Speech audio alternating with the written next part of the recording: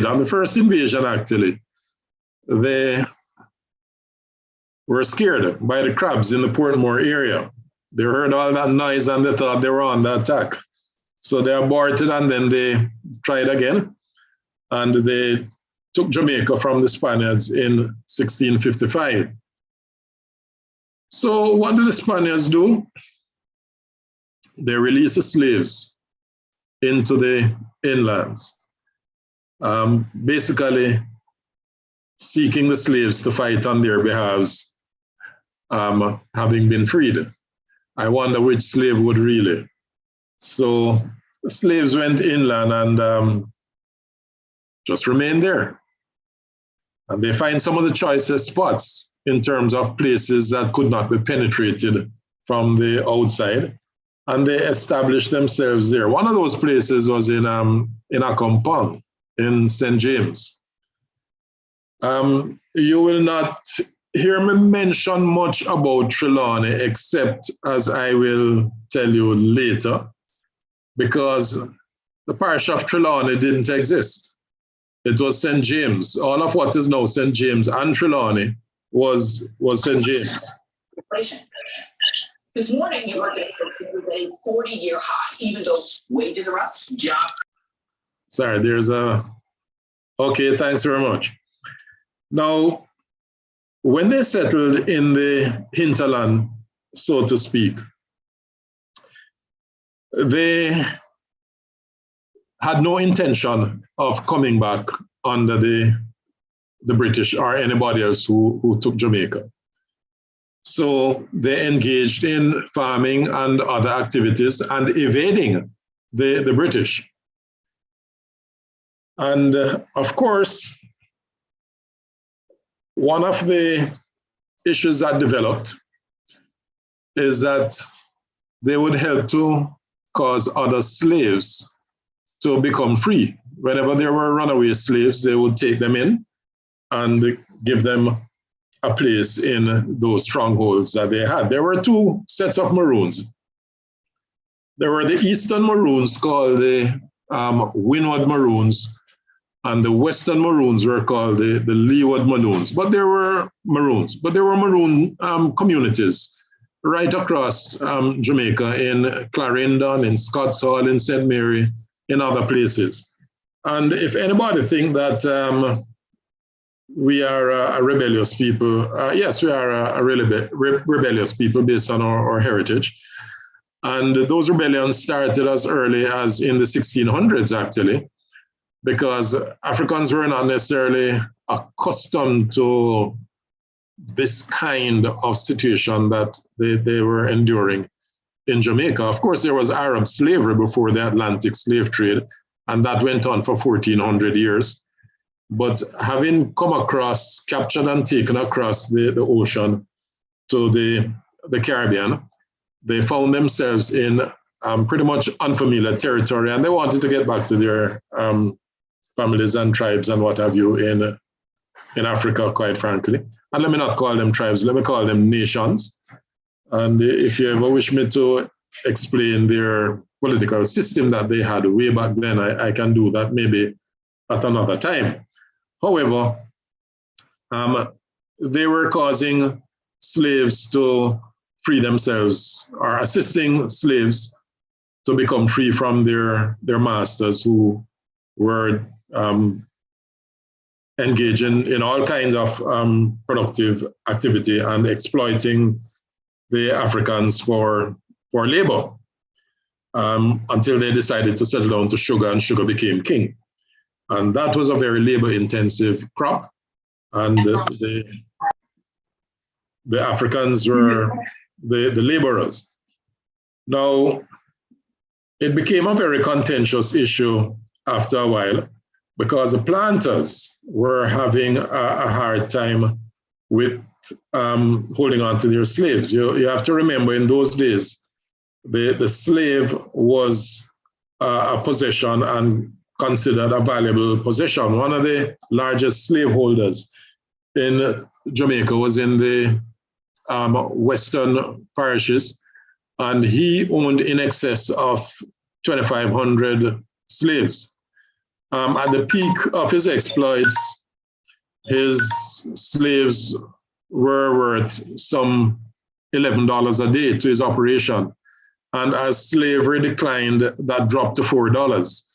So he was suffering a great loss. And prior to that, they decided to engage the Maroons. Now, the first Maroon War was in order to correct the situation of the runaway slaves. And that started in 1720. And it lasted until 1738, when they had the British regiments could just not defeat them, and they settled for a treaty. The treaty allotted them 1,500 acres of land from what was called at the time Trelawney Town, and it extended towards the northwest into the fringes of the cockpit country. And the conditions of the treaty allowed them to be free in perpetuity, but it required them to have certain crops. I don't know why the crops had to be listed in the treaty, but it is clear that those crops did not include sugarcane, and so they were not meant to compete with the primary crops that the British were planting. Additionally, they were allowed to hunt at will. And their hunting was limited to, they should not hunt within 3 miles of any other community or settlement that they came upon, but they could hunt as well. If they came upon another settlement and other hunters, they were required to divide their hogs and pigs equally between the two hunting groups so that everybody would be well satisfied. Other conditions is that the persons who were made free under the 1938 treaty were those persons who had been free for more than 2 years. Anybody who became free in the last 2 years should either be contained within the Maroon settlement area or the area they were allotted, the 1,500 acres, or they should be returned to their slave masters and slave owners and be given a full pardon for their indiscretions and continue as slaves. But if they decided to remain free, they had to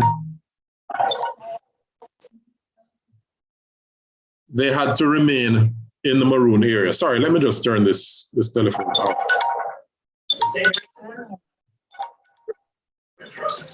Don't wait another day. Okay.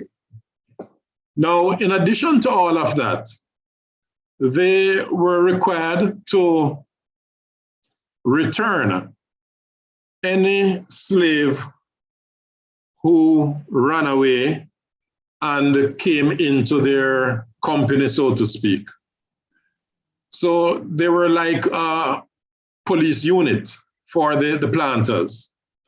And I think that situation, to some extent, has haunted them to this day, because they participated in a number of rebellions to quell some of those rebellions. They were operating alongside and on behalf of the British in many instances.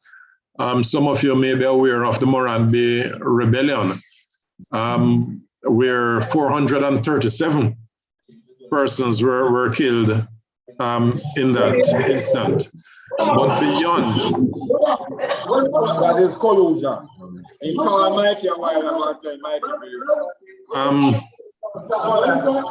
Sorry, somebody is coming through. Somebody needs to mute their mic. Okay. Beyond the 437 persons who were killed in the Moranbeh Rebellion, for which there's a plaque, there was a hunting down of slaves who had run away on that occasion, and the estimated deaths might have exceeded 800 in some cases, or by some estimates, I should say. So that first war ended up in that treaty. But there was a second Maroon War, and the second Maroon War was quite some time later, from 1795 to 1776. It lasted only 8 months. But what caused that second Maroon War? The second Maroon War, sorry, before I go on to the second Maroon War, let me say that Governor Trelawney was the person, the British governor to Jamaica from 1938 to 1952. And the town in which the Maroons were situated and let me say, allocated, was called Maroon Town. Sorry, it was called Trelawney Town, and eventually became Accompong Town. Accompong was one of the Maroons who participated in the signing of the treaty. So Governor Trelawney, who had a number of wives, his first wife was Amarita Crawford, and his second wife was Catherine Dowse. I mentioned that point only because an old schoolmate of mine, Dowse, promised to be here, and I alerted him to the fact that Trelawney's wife was Catherine Dowse, so he has started some research in that area. But you can probably understand that how we got our names in Jamaica is rather interesting. When the slaves had children, they were required to carry the children to the parish church, in the parish, and or in their respective parish, I should say. And the rector would require them to give the child a Christian name. So their African names were changed to a Christian name because they were being christened in a Christian church.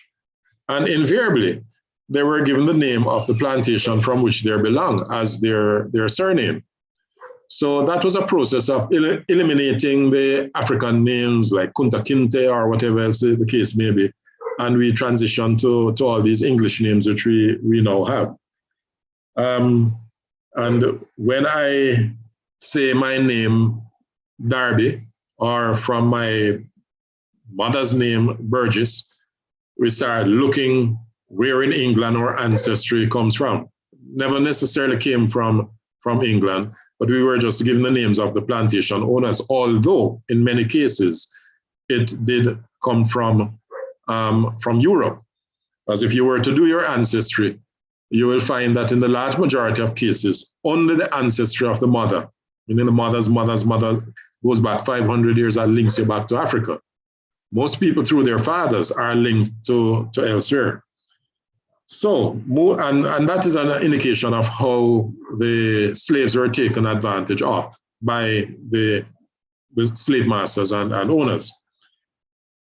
So that was the first Maroon War. The second Maroon War resulted from the fact that women in slavery were escaping into the Maroon communities and became friends of the Maroons.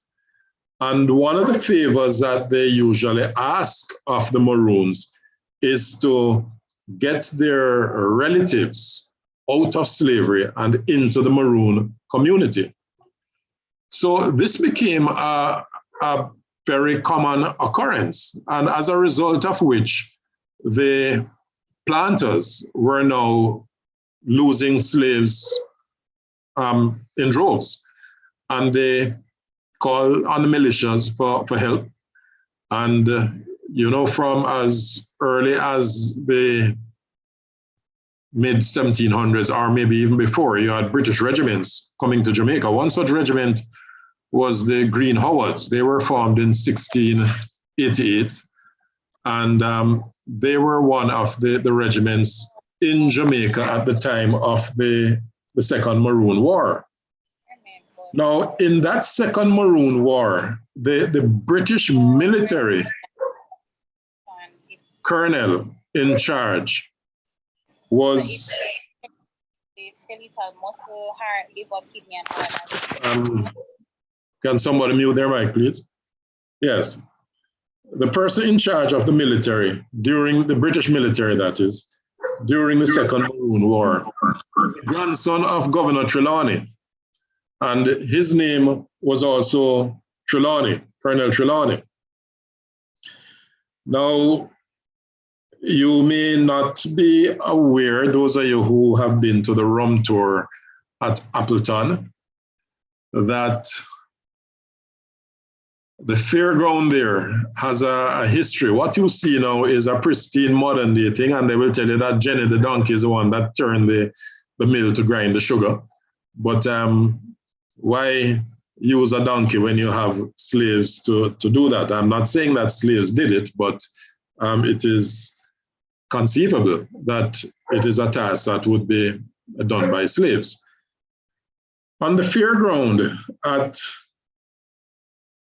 Appleton in 1796, there was an amnesty for the slaves, or the Maroons rather, to surrender. And that amnesty required them to go to the constabulary in their, or the authorities in their area, and hand in their weapons, because they had obtained weapons which they either stole or fashioned, or whatever the case may be. But they had weapons. They would raid caches and take weapons from the British. And they were really putting down a slaughter on the British. And the Green Howards took a slaughter from them. Now, the Green Howards is a regiment. If you look at their historical documents, you will see that they have been hard hit for most of their history. And I'll come to that in a second. Colonel Trelawney imported 100 bloodhounds from Cuba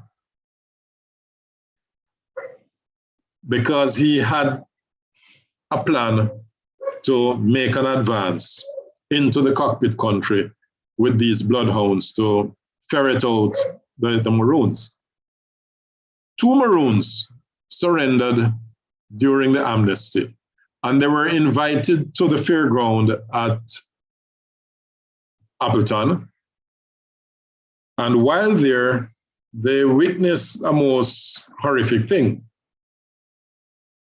Colonel Trelawney, who had his coach take him down to the fairground, he locked his footman. The footman is a guy who rides on the back of the coach, standing up outside, and he would clear any branches or, go out and remove anything that might be on the road in front of the coach. He locked the footman out of the coach and had 2 of these bloodhounds maul the footman to death as a demonstration to the 2 Maroons who had surrendered to go back into the cockpit country and tell the other Maroons that if they don't surrender, this is what would happen to them. They had 7 days to get this message and the people out of there before the amnesty was done.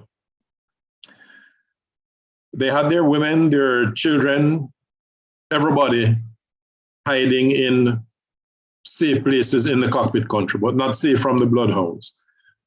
So you will notice in any readings that you might do that the Second Maroon War ended in the surrender of the Maroons. They did surrender. They went, they turned in their weapons, and then Trafalgar announced that they did not surrender within the period of the amnesty. So he locked them all up. When he locked them up, he put them on ships and sent them to Nova Scotia, Canada, to endure the cold. And if you look at what is happening in Canada during this winter, mind you, it's somewhat harsh. It's one of the harshest in the last 15 years.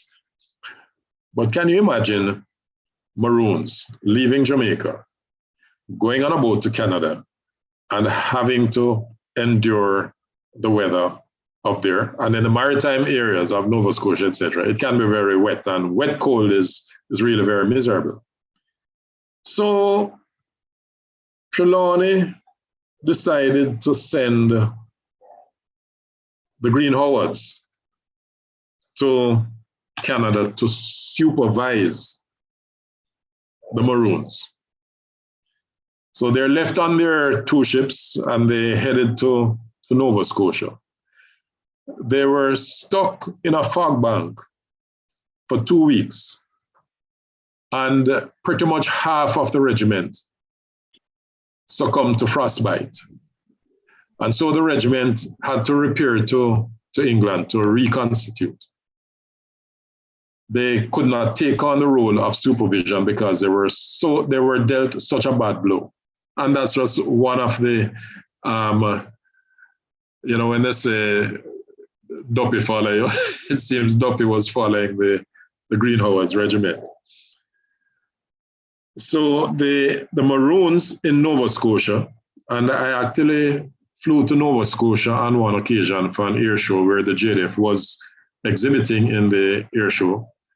And I met Jamaicans there who came from that line of Maroons. And they have coped for centuries. But many of them went back to Africa, to Sierra Leone in particular. So that was the result of the second Maroon War. Thereafter, things started going downhill with emancipation. Well, not emancipation, but abolition of slavery coming about in 1834. By then, the sugar was going downhill. And of course, the planters got compensation for their losses, including their slaves. But the slaves and descendants of the slaves are still awaiting reparation. And I think we have some very articulate people who are dealing with the matter of reparation. We have lodged a case in England seeking, I believe, 25 billion or something like that from Her Majesty the Queen. And I doubt very much that they are going to just sit down and accept that. They have done everything to resist it so far, but that's how they have got their wealth over the years. And if you look at one of the things we were not taught in school was the Opium Wars in China. There are 2 Opium Wars. 202 years ago, China was the #1 export nation in the world. And the British, the Royal Navy went to war with them for the right of the East India Company to trade opium in China. And the Royal Navy won, and so they had to cede. They ceded Hong Kong and its many islands. And then after the Second Opium War, it was Kowloon and all the islands around Kowloon. Of course, that was returned to China in 1994. But our histories are not different when we come on the colonialism of the British. But there are other colonial powers who had slaves in this region as well. Now, what could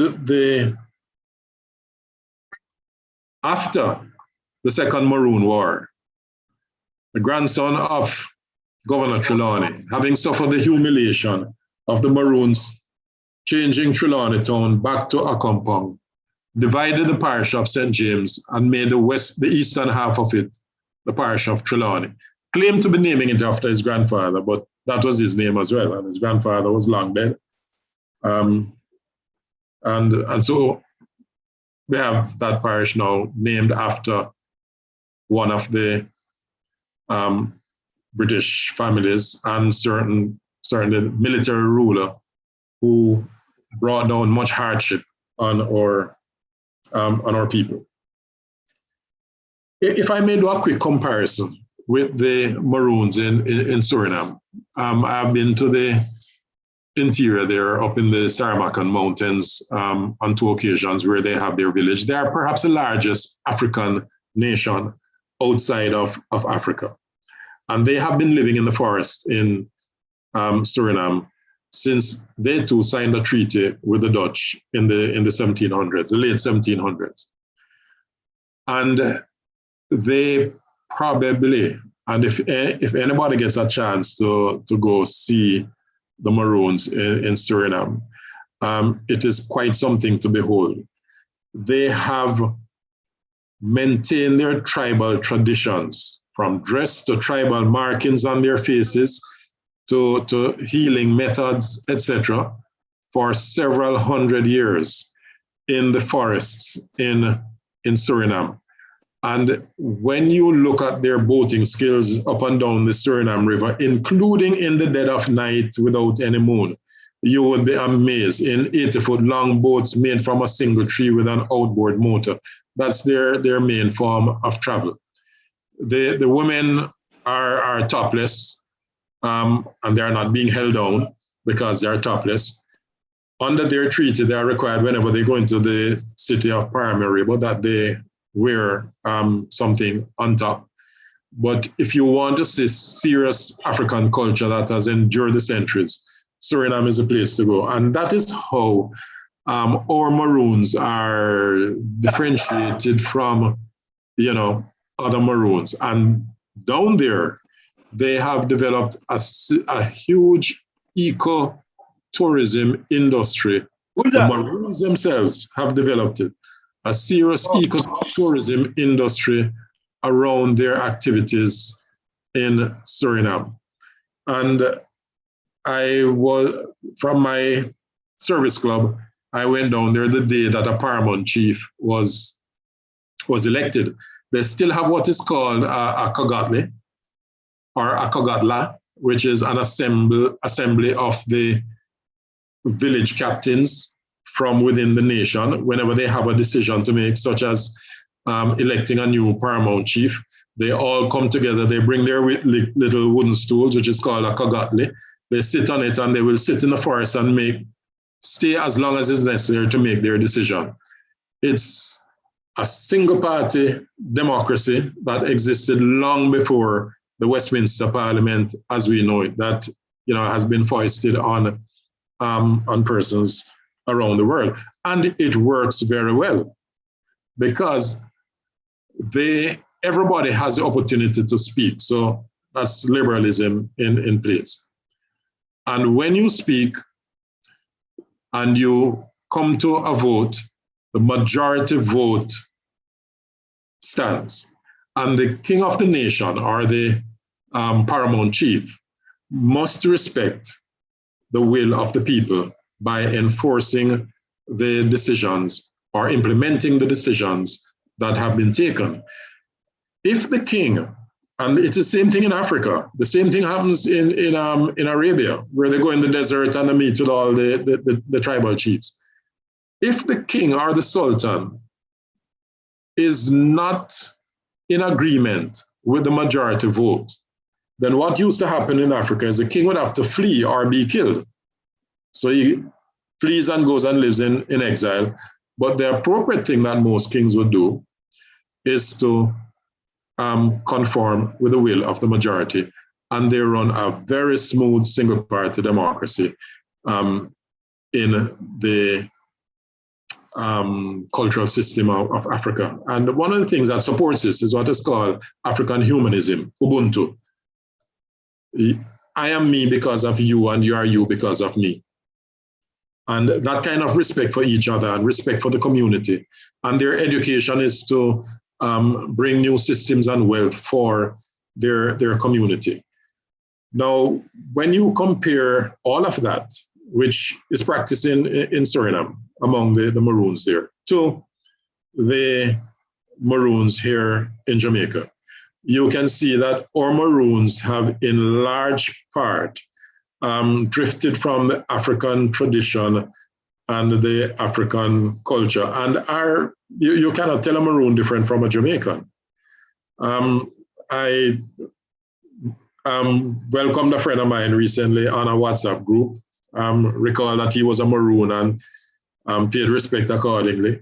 And he sidelined me or direct message me to offer to teach me the language, because he was aware that, well, I told him that my grandfather was a Maroon. And my grandfather didn't live in any of the Maroon villages, because they move out, have their own holdings, etc. And I've only been to Opium on one occasion. But when I look at the comparison, the Maroons could do tremendously well if they were able to not keep the cultural traditions such a secret, but use it to highlight their heritage and their tradition and all the learning, all the teachings coming from so far back, including the cooking. When you look at the booklets on tourism about the Maroon villages in Jamaica, the tour companies basically say, don't waste your time going to any of these places because it's just a one-day celebration. If you go there, the drive is just a hassle. You would not know that you are in anywhere but Jamaica if you go to a Maroon town. So I hope that, our Maroons can try to restore some of that deep African culture that, is supposed to be a part of their roots. If I may, okay. So I just thought I would share the little knowledge that I've gleaned over my years of travel. And how did I become so interested in the Maroons? I was at Staff College I was at the British Military Staff College, British Army Staff College in Camberley in 1992. 30 years ago, my goodness. And I was asked to give a speech at our graduation dinner on behalf of the 60 overseas officers who were on the course. And we were studying maneuver warfare. It was like a new doctrine that the British Army had developed back then. And when I did the research, I basically started my speech with why was I asked to make the speech? And then I concluded it must have been because our bushfighting in Jamaica was the essence of maneuver warfare 200 years ago or more. And when you consider that the size of the Maroon fighters fighting this warfare against the British Army was 1/10 of the militia forces that were going after them. And they won the first Maroon War, which lasted 18 years. And they won, well, they didn't win the second, which lasted 8 months because of the technology of the bloodhounds that the British brought in. But there's a rich heritage that we have to capitalize on, and we should. So in my research for that speech is where I found that we were not really taught Maroon history in Jamaica. And if you want to know truth, if you want to put truth to history, where you can find it is in the military logs, because the military, for centuries, they have kept a daily log of everything that happens. And those are put in the regimental history and published. They are kept in the libraries and in the basements of universities, etc. But a lot of the myths that we have been taught under a colonial education system are not so at all. And the system of education was simply to maintain the systems that the British brought to Jamaica. You may remember in 1994, the question was asked in 1992, when Chris Patton was handing over Hong Kong to China. They wanted an assurance from the Chinese government that they would retain the systems that were put in place by the Brits over the 154, 56 years they ruled Hong Kong. And the Chinese government, they have long memories. They simply said, Hong Kong is China. We give you no such assurance. They take their decision. And what they didn't know is that China was coming back to where they were 200 years ago. Now the #1 exporters in the world. And I won't even bother to tell you how they devastated India and made them poor, etc., etc. But I hope you have been able to glean the little bit of knowledge that I have shared with our Jamaican Maroons, including the comparison with other Maroons in the region. I won't get into the political aspect of things. I don't want to get into any controversy, but there's a heritage here in Jamaica that we can actually hope will improve in what it has to offer us as cultural history of the Maroons if it were shared with a little more alacrity. So thank you very much for listening. It was a pleasure being here and talking to the Kiwanians again. And my association with the Kiwanis Club has been growing through this long relationship, brotherly relationship that I've had with my good friend Barry. Distinguished President Barry, whose birthday comes up on the 20th. I usually call him on his birthday and ask him, how does it feel to be old? And he would call me 3 days later on my birthday to ask me if I now know. And we have been doing that for a number of years now. But thank you very much, all. I'll take any questions if there are any, but I can't promise you that I'll give answers, but I'll certainly research it if I have to and send the information to Barry to share with you. All right, thank you, Lieutenant Colonel Oscar Darby. Members, we are almost out of time. We only have about 3 minutes. I'm going to ask a member to just move a motion for a 15-minute extension so we can complete. I so move, Prez. Thank you, DLGE Layton. Seconded by Kiwani and Rishon. Am I correct? All right, I think I heard a move on the second. You are correct. Okay, all in favor of the motion? Aye. Okay, great. Thank you so much. So we'll take a few questions, Lieutenant Colonel. I'm seeing a comment in the chat, so let's start with that. So if persons have questions, you can go ahead and raise your hands. We'll acknowledge you. So the first question from Warren McDonald is, to the best of your knowledge, did the Jamaican Maroons sign an agreement with the English to apprehend escaped slaves seeking freedom and return them to English and slavery for a small payment? I know there is such a clause in the conditions of the Maroon Treaty.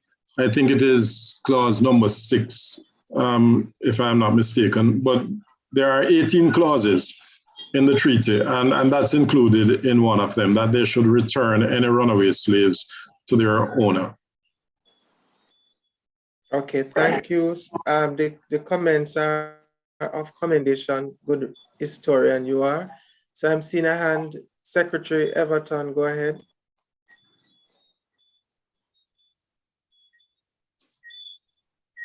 Good night.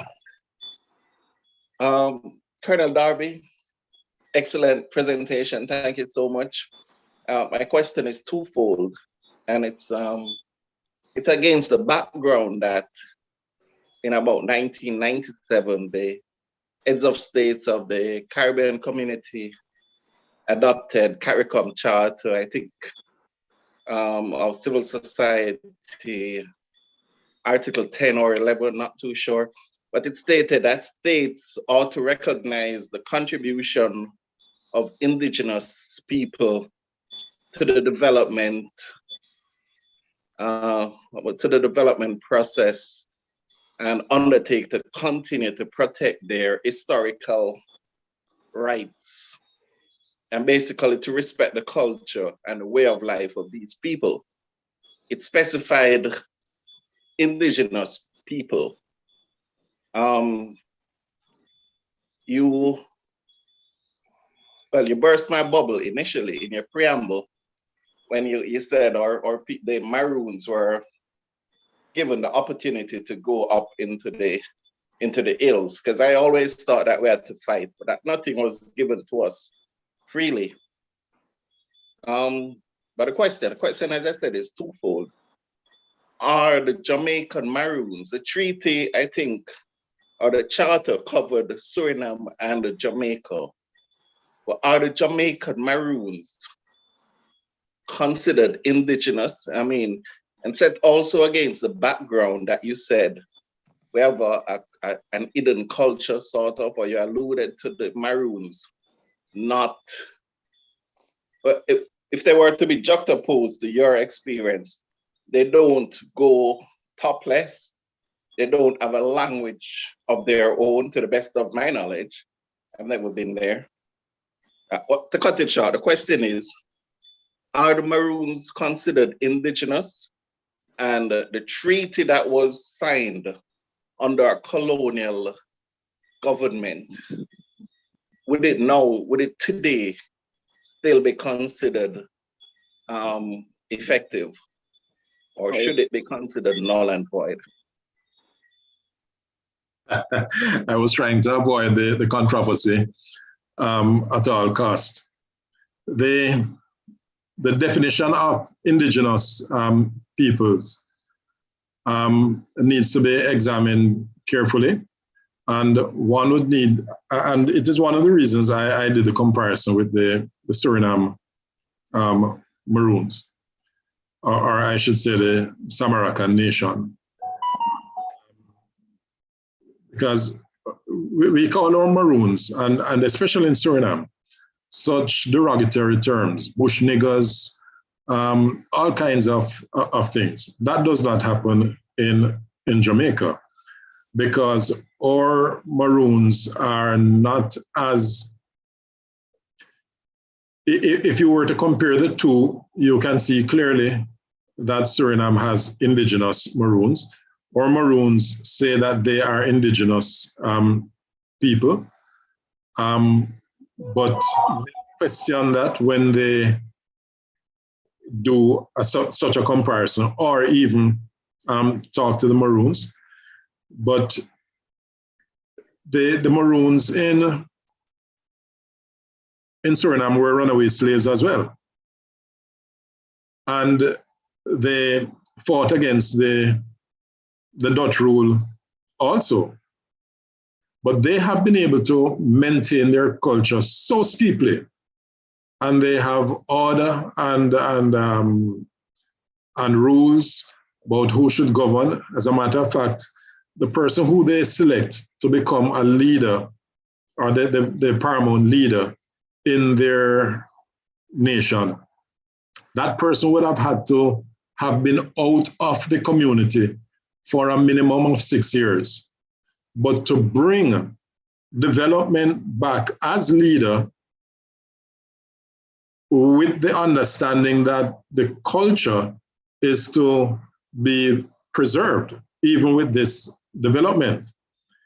So I had the honor of being the first guest of the paramount leader when I was in Suriname. And I had spoken with the acting paramount leader at the airport when we flew in, and he spoke English. But he said, come to my house at noon, and he will brief me on what has happened before I go to speak to the new paramount chief. So I went in and said, acting chief, it was such a pleasure meeting you and getting the good news and what have you. I bring with me the president of Optimist International and introduce everybody. And then he whispered something to a gentleman sitting to his left. That gentleman said something in Sarmakan to my interpreter. And the news came to me through the interpreter. I'm not allowed to address the paramount chief. I have to speak to him through his basha. And it is like the speaker of the house. You're not supposed to be talking across the floor to the other party. You speak through the speaker. And what that does in the Maroon or African culture is that, one, you never are accused of being impolite, rude, or abusive, verbally abusive to the paramount chief.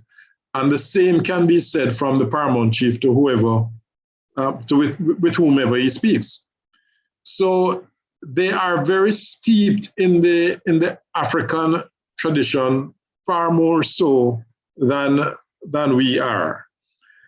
And you can tell that they are an indigenous people by just the aura that surrounds them and the things they do.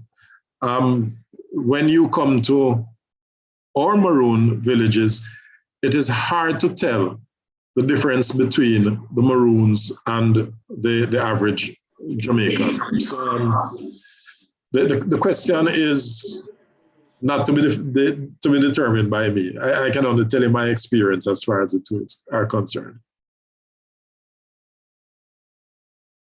Okay, thank you. Much appreciate it. I'm seeing the final hand, DLGE Leighton.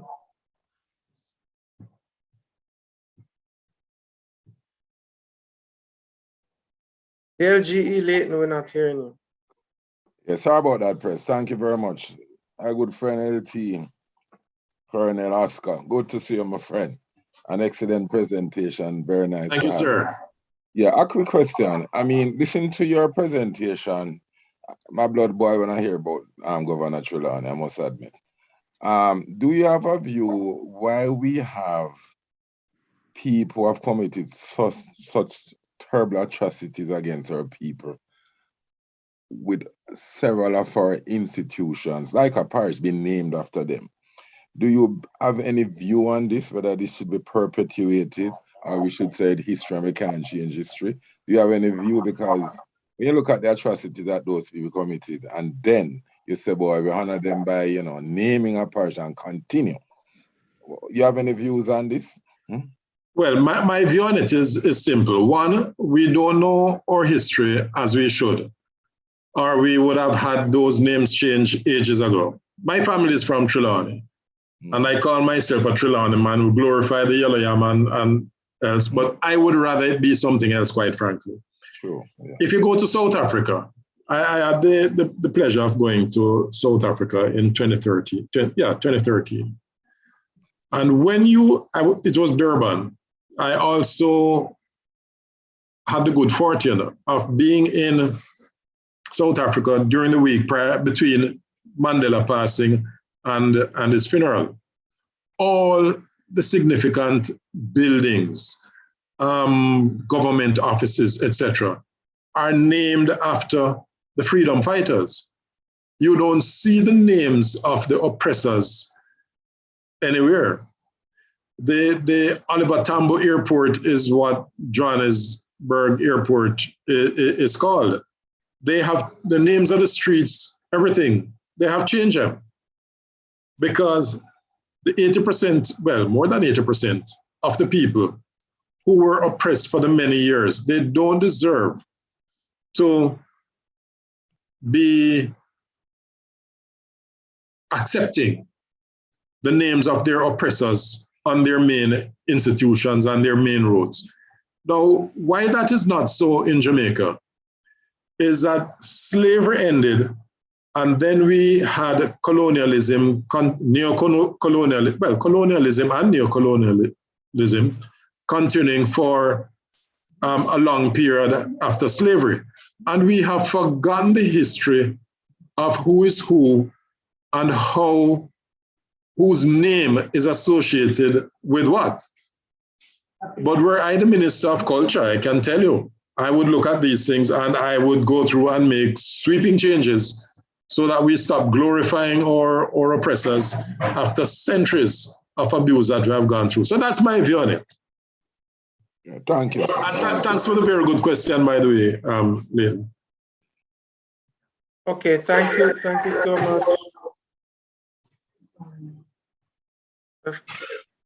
Colonel Darby, we certainly appreciate your presentation. As you can see, the comments in the chat, very, very useful presentation, and persons did find it very educational.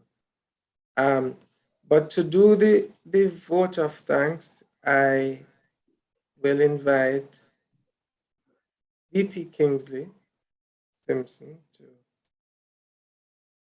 go ahead and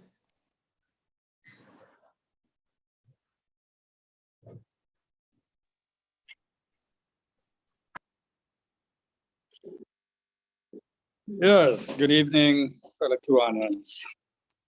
Sorry, President, I was so into the presentation. I almost missed what you were saying.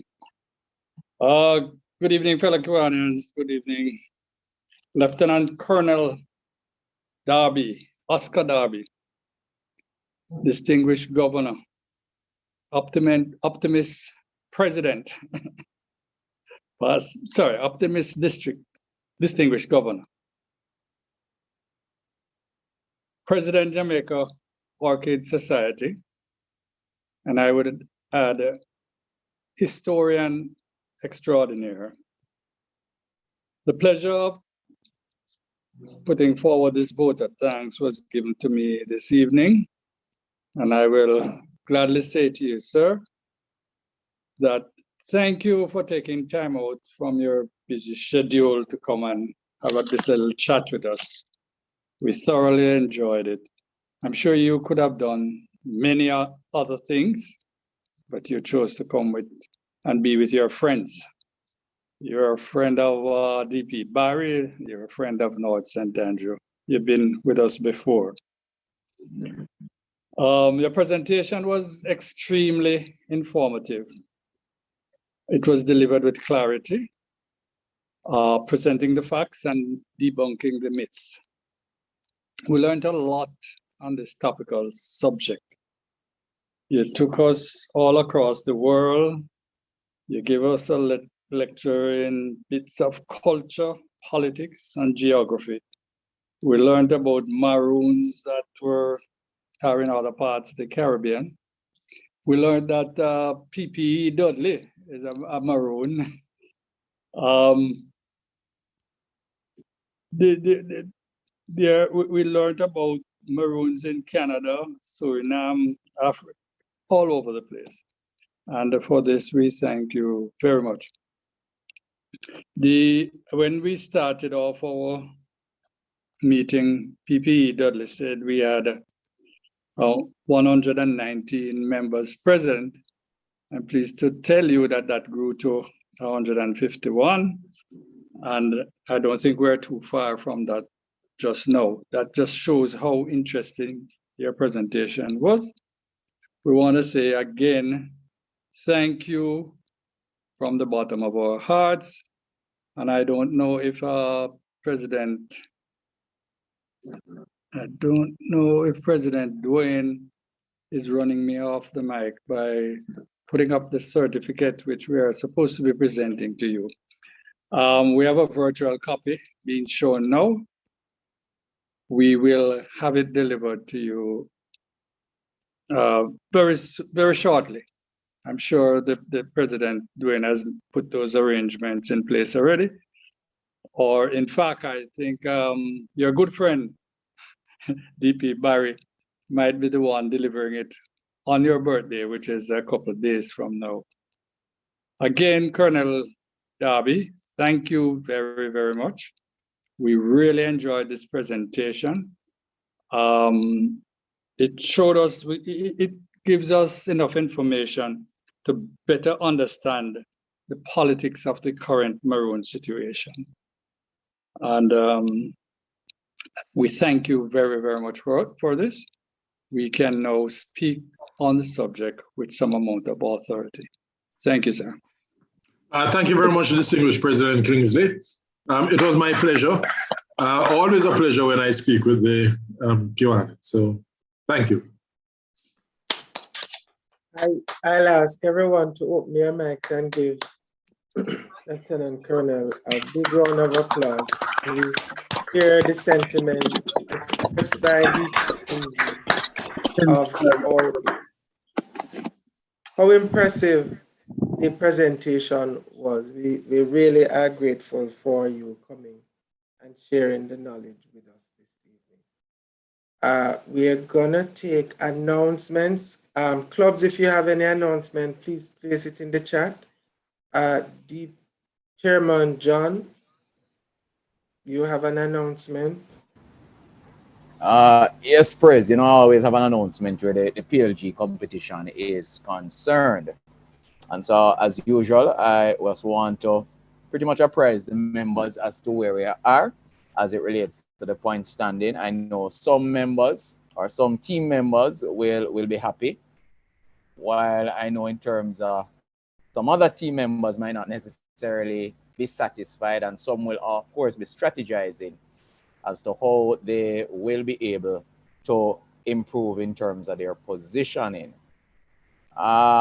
As it relates to this tonight, in first position, we have DLG Dogs team, still holding the top position with 487 points, followed by PLG Loose team with 400 points. Then we have DLGE Aussies team with 281 points. We have DLGE Ashley's team with 260. And still at the foot, we have DLGE Leighton's team with 196 points. So as usual, the information will be shared in the general WhatsApp group for members to be able to peruse it. All right, so that is it from the membership president.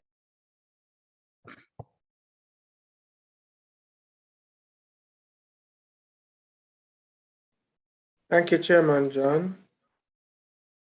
Not seeing, were there any President Dwayne? Press? messages in the chat? Press? Judith? Yes? May I? I was trying to type in the chat, but you're going faster than my fingers. No, please do. We'll come to it. Still type in the chat. We're not there yet. All right, I'm on the last bit.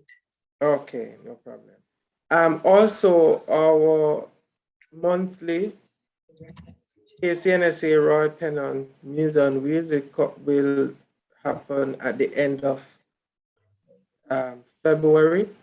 The chairman did send a message in the chat, in the group chat, the different group chats, and requesting meals, each member to donate 2 meals, and you can place your order with past Director Patrick. So we're asking each member to donate 2 meals for the Roy Pennant Meals on Wheels, which comes up at the end of February.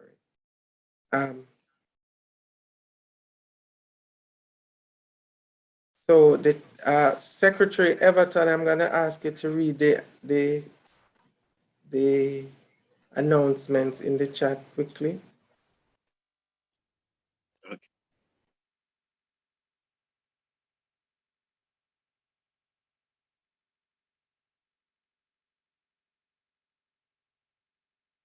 You have quite a number of respondents to the presentation. Of course, all saying awesome presentation. There's a divisional church service for Division 25, which will be held on this Sunday, February 13th at 10:30 a.m. This is at Burnt Savannah Baptist Church in St. Elizabeth.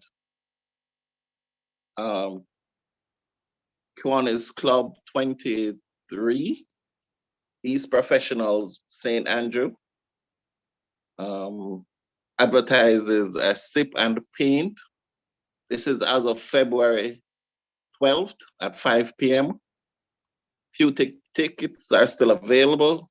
Contact person being DP Judith at 858-8238.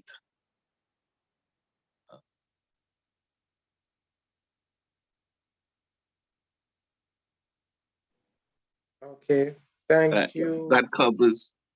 Okay, sorry, there's another. It's an orchid sale going on. Contact number is via WhatsApp, 856-6315-283. DP Kevon. You sure that's 856 or it's supposed to be 876? Right, that ought to be 876. Well, he can confirm for us. He said no, it's 856. Okay. All right, thank you, Secretary Everton. Thank you, everyone. Secretary, we'll have a blanket surge this evening. DP Winston, do you have a joke for us? DP Winston is in no position to give a joke. Are you suggesting that the DP is a joke? PPE? The DP is a joker himself. Look at the police officers club. He is in no position to give a joke. Okay. Noted. It's in.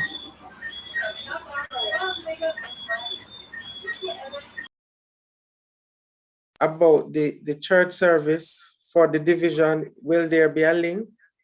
Or will it be, would members be able to join via a link? If so, we ask you to share that in the chat.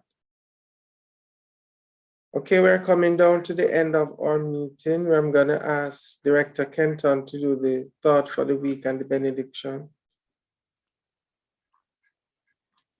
Thank you, President Dwayne, fellow Kiwanians, SLP members, and visitors. As we continue our celebration of Black History Month, I'd like to share with you a quote, which is a thought for the week from Marcus Masaga, with quote number 133. And it reads thus: "When I am dead, wrap the mantle of the red, black, and green around me. For in the new life, I'll rise with God's grace and blessing to lead the millions up to the heights of charm with the colors that we know well." Marcus Masaga, 1887 to 1940. Let us now do the benediction. When we walk with the Lord in the light of his word, what a glory he sheds on our way. While we do his good will, he'll abide with us still, and with all who will trust and obey. My fellow Kiwanians, I wish for you a good night rest as we part company virtually from another. Go in peace, and may the peace of God be with you always. God be with you. Amen. Bless you all. Thank you. Amen. Amen. Thank you. Thank you, Director Kenton. All right, so all is left for me to do is just to thank everyone so much for joining us and for being here with us this evening. We know we went over time, but we thank you for those who stayed with us.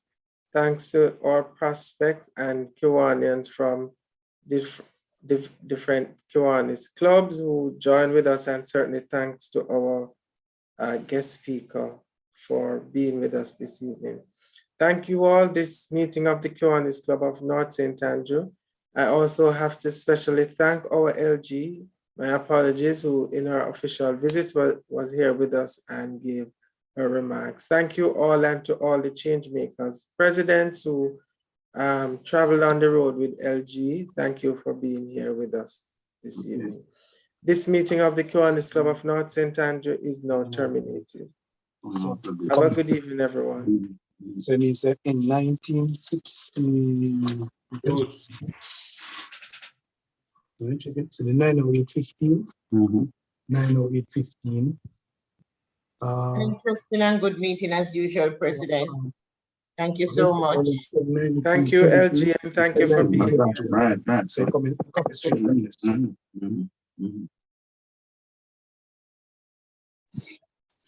Good evening, Prez. Very good meeting. Thank you.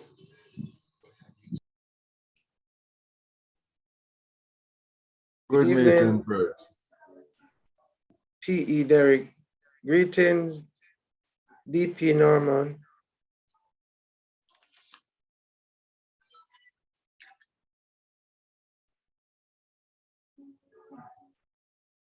Hello, everyone. Hi, D.P. Judith. How are you? Doing fine. And how are you? I'm so tired. I'm busy.